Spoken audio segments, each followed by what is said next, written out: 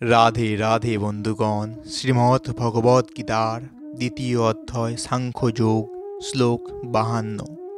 যদা তে মোহকলিলং বুদ্ধি ব্যতীত ঋষ্যতি তদা গন্তস্যে নিবেদং শ্রোতব্যাস্য শ্রুতস্য চ। অর্থাৎ এভাবে পরমেশ্বর ভগবানে অর্পিত নিষ্কাম কর্ম অভ্যাস করতে করতে যখন তোমার বুদ্ধি মোহরূপ ও গভীর আরণ্যকে সম্পূর্ণরূপে অতিক্রম করবে, তখন তুমি যা কিছু শুনেছ এবং যা কিছু শ্রবণীয় সেই সবের প্রতি সম্পূর্ণরূপে নিরপেক্ষ হতে পারবে। এর তাৎপর্য, ভগবানের মহান ভক্তদের অনেক সুন্দর দৃষ্টান্ত আছে, যারা কেবলমাত্র ভগবত ভক্তি গ্রহণ করার ফলে বৈদিক আচার অনুষ্ঠানের প্রতি উদাসীন হয়ে ওঠেন। যখন কোনো ব্যক্তি ভগবান শ্রীকৃষ্ণকে জানতে পেরে তার সঙ্গে চিরশাশ্বত সম্পর্ক সম্বন্ধে অবগত হয়, সে স্বাভাবিকভাবেই বৈদিক কর্মকাণ্ডের অনুষ্ঠানের প্রতি সম্পূর্ণরূপে উদাসীন হয়। এমনকি সে যদি অভিজ্ঞ ব্রাহ্মণও হয়।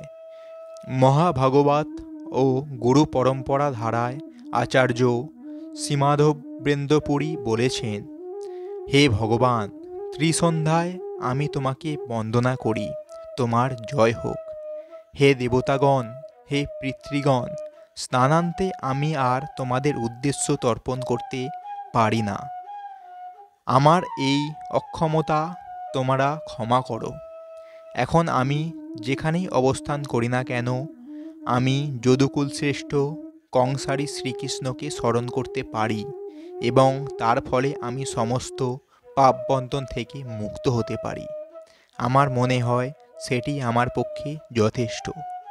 পারমার্থিক মার্গে যারা কনিষ্ঠ অধিকারী, তাদের পক্ষে বেদের নির্দেশ অনুযায়ী বিবিধ আচার অনুষ্ঠান পালন করা একান্ত প্রয়োজন। যেমন খুব সকালে স্নান করা, পিতৃপুরুষের উদ্দেশ্যে তর্পণ করা, ত্রিসন্ধ্যায় মন্ত্র উচ্চারণ করা আদি। কিন্তু কৃষ্ণগত প্রাণ হয়ে যিনি ভক্তি সহকারে ভগবানের সেবা করেন, তাকে আর কোনো আচার অনুষ্ঠানের বিধি পালন করতে হয় না, কারণ তিনি ইতিমধ্যেই সমস্ত সাধনার পরম সিদ্ধি লাভ করেছেন। শাস্ত্রে যে সমস্ত তপশ্চর্যা, যাগযজ্ঞ, বিধিনিষেধের আচরণ করার নির্দেশ দেওয়া হয়েছে, তার একমাত্র উদ্দেশ্য হচ্ছে ভগবানের কৃপা লাভ করে তার পদারবিন্দে সম্পূর্ণভাবে আত্ম উৎসর্গ করা। তাই ভগবানের সেবায় যিনি নিজেকে উৎসর্গ করেছেন, তাকে আর সেই সমস্ত আচার অনুষ্ঠানের স্মরণ নিতে হয় না। সেই রকম বেদের উদ্দেশ্য হচ্ছে ভগবত ভক্তি লাভ করা। সেই কথা না জেনে যারা অন্ধের মতো আচার অনুষ্ঠান আদিতে নিয়োজিত হয়, তারা অনর্থক তাদের সময় নষ্ট করে চলেছে। যে মানুষ ভগবত ভক্তি লাভ করেছেন, তিনি শব্দব্রহ্মের স্তর উত্তীর্ণ হয়েছেন, অর্থাৎ তার কাছে বেদ উপনিষদের আর কোনো প্রয়োজনীয়তা নেই। তো বন্ধুগণ, এটাই ছিল শ্রীমদ্ ভগবদ গীতার দ্বিতীয় অধ্যায় সাংখ্যযোগের শ্লোক 52। এই রকম সম্পূর্ণ ভগবদ গীতা শুনতেই আমাদের এই চ্যানেলটি সাবস্ক্রাইব করুন এবং সঙ্গে থাকুন।